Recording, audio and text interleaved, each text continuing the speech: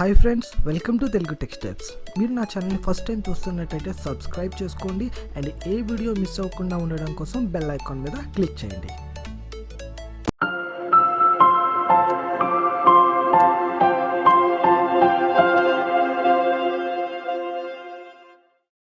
Hi friends, ఎలా ఉన్నారు? ఈ సెషన్లో మనం one of the most important concept of the Chef అంటే చెఫ్లో మనకి చాలా ఇంపార్టెంట్ సెషన్ అండి. చెఫ్ ఇన్స్టాలేషన్ ప్రాసెస్ అనేది చూడబోతున్నామండి. So this is the completely చాలా important. So please be concentrate. Let's get in to the session. Okay, మనకి first మనం చెఫ్ ఇన్స్టాలేషన్ ప్రాసెస్ చూడాలంటే ఫస్ట్ మనకి we need to configure all 3 main components అండి. మనకి చెఫ్లో ఉన్న వర్క్ స్టేషన్ కానీ, లేకపోతే క్లయింట్ సర్వర్ కానీ, లేకపోతే చెఫ్ సర్వర్, ఈ మూడింటిని కూడా మనం కాన్ఫిగర్ చేసుకోవాలి. That is nothing but of installation అనమాట. కాన్ఫిగరేషన్ అంటే మనం ఈ మూడింటిని కూడా మనం ఇన్స్టాల్ చేసుకోవాలి. సో ఈ మూడింటిని నేను 3 స్టెప్స్లో ఎక్స్ప్లెయిన్ చేస్తాను. 1 by 1 చూద్దామండి. ఫస్ట్ స్టెప్ వచ్చేసి వర్క్ స్టేషన్. సో మనం వర్క్ స్టేషన్లో ఏ సాఫ్ట్వేర్ని మనం ఇన్స్టాల్ చేయాలి? చెఫ్ డీకే అనే సాఫ్ట్వేర్ని మనం ఇన్స్టాల్ చేసుకుంటామండి. ఇక్కడ చెఫ్ డీకే అంటే డెవలప్మెంట్ కిట్. ఓకేనా? ఈ యొక్క చెఫ్ డీకే అనే సాఫ్ట్వేర్ని మనం వర్క్ స్టేషన్లో ఇన్స్టాల్ చేసుకుంటాం. ఇది ఎలా ఇన్స్టాల్ చేస్తాం, ఎలా డౌన్లోడ్ చేస్తాం అనేది నేను చూపిస్తాను. ఓకేనా? That is the first step. And coming to the step 2, ఇది మనకి క్లయింట్ సర్వర్. ఓకేనా? చాలామందికి ఉన్న డౌట్ ఏంటంటే how we get these many servers అంటే మనం స్టార్టింగ్లో క్లాస్ మనకి సెషన్స్లో చెప్పుకున్నాం కదండి, మినిమం ఎన్ని సర్వర్స్ ఉండాలి, మ్యాక్సిమం ఎన్ని సర్వర్స్ ఉండాలి అని చెప్పుకున్నాం కదా. సో మీకు మ్యాక్సిమం ఎన్ని సర్వర్స్ ఉన్నా no problem, 10, 20, 100 your wish. Okay, no problem, not at all a problem. But ఇప్పుడు మనం ప్రాక్టికల్ సెషన్లో ఉన్నాం, యాజ్ ఏ స్టూడెంట్గా ఉన్నాం, యాజ్ ఏ లేకపోతే ఒక ఎంప్లాయీగా ఉండి మనం నేర్చుకుంటున్నాం. బట్ మీరు కంపెనీలోకి వెళ్ళాక మీకు సర్వర్స్ అన్నీ ఉంటాయి, నో ప్రాబ్లం అండి. బట్ మనం ఇప్పుడు నేర్చుకునేటప్పుడు మనకి ప్రాబ్లంగా ఉండకూడదు. అంటే మినిమం మనకి వర్స్ట్ కేసులో ఒక లైనెక్స్ ఉండాలి, లేకపోతే ఒక విండోస్ ఉండాలి. ఓకేనా?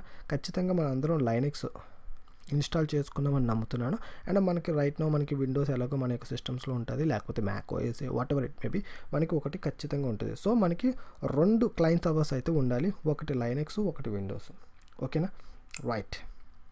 లేదు మీకు ఇఫ్ యూ హ్యావ్ 2 సర్వర్స్, మనకి లేదంటే నాకు I have a facility that I have 2 Linux servers, లేకపోతే 4 ఉన్నాయి, లేకపోతే 10 ఉన్నాయి, చాలా మంచిది, సూపర్. మీరు ప్రాక్టీస్ చేసుకోవడానికి పర్ఫెక్ట్గా ఉంటుంది.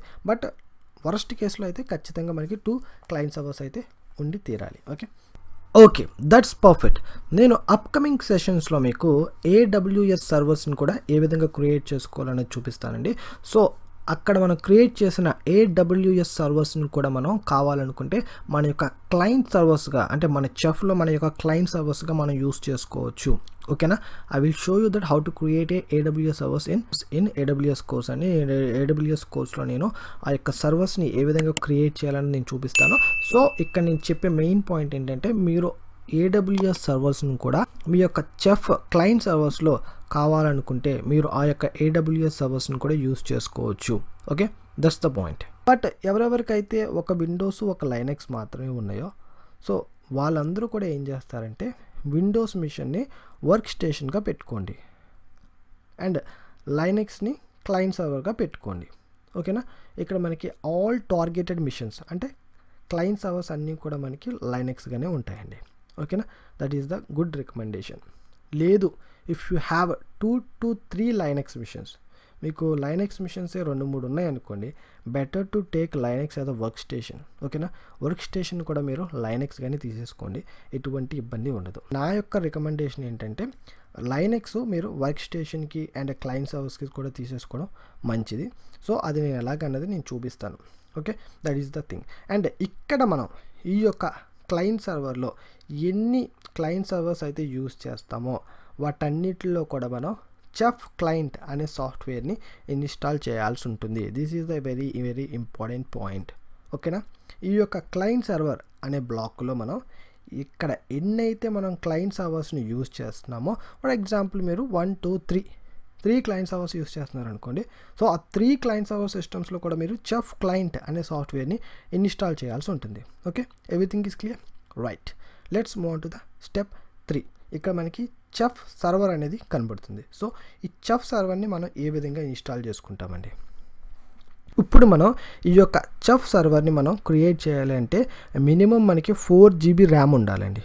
అంటే పర్ఫెక్ట్గా మనకి వర్క్ అవుతుంది. అంటే మనకి పర్ఫెక్ట్గా వర్క్ అవ్వాలంటే మనకి మినిమం 4 GB ర్యామ్ ఉండాలండి, లేకపోతే వేస్ట్ అనమాట. సో దీనికోసం స్టూడెంట్ పర్పస్ కోసం చెఫ్ కమ్యూనిటీ వాడు ఏం చేశాడంటే manage.chef.io అనే వెబ్సైట్లో మనకి ఫ్రీగా, మనం ఎటువంటి ఛార్జెస్ పే చేయాల్సిన పని లేదు. అంటే మనం manage.chef.io అనే దాంట్లోకి వెళ్ళి ఫ్రీగా మనం చెఫ్ సర్వర్ని క్రియేట్ చేసుకోవచ్చు. ఓకే, అది మనం మన యొక్క రెగ్యులర్ ప్రోగ్రామింగ్కి, రెగ్యులర్ ట్రైనింగ్కి, రెగ్యులర్ ప్రాక్టీస్కి మనం యూస్ చేసుకోవచ్చు. ఓకేనా, ఐ విల్ షో యూ అది ఏ విధంగా మీరు క్రియేట్ చేయాలి, ఏంటి అసలు కంప్లీట్గా చెఫ్ సర్వర్ని ఏ విధంగా క్రియేట్ చేయాలి అవన్నీ కూడా నేను చూపిస్తాను. బట్ స్టెప్ 3లో అయితే మనం manage.chef.io అనే దాంట్లోకి వెళ్ళి మనం మన యొక్క చెఫ్ సర్వర్ని క్రియేట్ చేసుకుంటాం. లేదు సార్ నేను ఓన్గా క్రియేట్ చేసుకుంటాను, I have a 4 GB RAM capacity ఉన్న, ఐ హ్యావ్ ఏ సర్వర్ ఉంది, నాకు సిస్టమ్ ఉంది అనుకుంటే మీరు ఏం చేయాలంటే మీ యొక్క ఓన్ సిస్టంలో చెఫ్ సర్వర్ అనే ఒక సాఫ్ట్వేర్ని ఇన్స్టాల్ చేసుకోవాలి. But I'm not recommended that. నేనైతే వెబ్సైట్లోకి వెళ్ళి manage.chef.io అనే దాంట్లోనే వర్క్ చేస్తాను. Okay, that is the recommended thing. మీరు కూడా అదే ప్రాక్టీస్ చేయండి. ఓకే కదండి, ఈ యొక్క 3 స్టెప్స్ మీకు క్లియర్. ఓకే, వర్క్ స్టేషన్ కావచ్చు, లేకపోతే క్లయింట్ సర్వర్ కావచ్చు, లేకపోతే చెఫ్ సర్వర్ కావచ్చు, ఈ మూడిట్లో మనం ఎలా ఇన్స్టాల్ చేసుకోవాలి, ఎలా కాన్ఫిగర్ చేసుకోవాలి, ఏమేమి ఇన్స్టాల్ చేసుకోవాలి, అవన్నీ కూడా మీకు క్లియర్. ఇప్పుడు నేను పర్సనల్గా ఏం రికమెండ్ చేస్తానంటే మీరు అన్నీ కూడా, అంటే వర్క్ స్టేషను, క్లయింట్ సర్వర్ కానీ మొత్తం అంతా కూడా మీరు లైనెక్స్ తీసుకోండి. అండ్ చెఫ్ సర్వర్ ఏదైతే ఉందో అది మాత్రం మీరు వెబ్సైట్లో చెదురుకొని manage.chef.io అనే వెబ్సైట్లో చెదురుకొని, but remaining work station and client server కూడా ఖచ్చితంగా పర్ఫెక్ట్గా మీరు లైనెక్స్ మిషన్సే తీసుకోండి. ఒకవేళ విండోస్ కానీ తీసుకున్నారంటే మీరు చాలా మనం లోపలికి వెళ్ళి వర్క్ చేయాల్సి ఉంటుంది. సో ఈ లైనెక్స్తో అయితే చాలా సింపుల్గా ఈజీగా అయిపోతుంది. అంటే కమాండ్స్ ఏం చేంజ్ కావు, బట్ లైనెక్స్తో అయితే సింపుల్గా అయిపోతుందండి. ఇది జస్ట్ ఏ కేక్ వర్క్ మాట. విండోస్లో అయితే మీరు కొంచెం ట్రబుల్ అనేది ఫేస్ చేయాల్సి ఉంటుంది. So my recommendation is please take workstation and client server as a Linux. Okay, in later session if you want to be add any అంటే క్లౌడ్ విషన్స్ కానీ, అంటే మన యొక్క క్లయింట్స్ ఉన్నాయి కదా, సో క్లయింట్ సర్వర్స్లో మీరు కావాలంటే క్లౌడ్ సర్వర్స్ యాడ్ చేసుకోవాలంటే యాడ్ చేద్దాం. బట్ రైట్ నౌ మనకి లైనెక్స్ మెషిన్ని యూస్ చేద్దాం. అండ్ మనకి చెఫ్ సర్వర్ వచ్చేసి మనం manage.chef.io అనే వెబ్సైట్లో మనం చెఫ్ సర్వర్ని క్రియేట్ చేసుకుందాం. ఓకేనా, this is what I just want be explain the complete chef installation process అండి. అండ్ నెక్స్ట్ సెషన్స్ నుంచి చెఫ్ మనం 1 by 1 ఎలా ఇన్స్టాల్ చేసుకోవాలి, అసలు ఏంటి ప్రాసెస్ ఏంటి కంప్లీట్గా నేను మీతో మాట్లాడతాను. ఐ హోప్ చెఫ్ యొక్క ఇన్స్టలేషన్ ప్రాసెస్ మీకు క్లియర్గా పర్ఫెక్ట్గా అర్థమైంది అనుకున్నాను. If you still having any doubts, please let me down in the comments. I will meet you there in the next session. Till then, have a great day. Bye bye.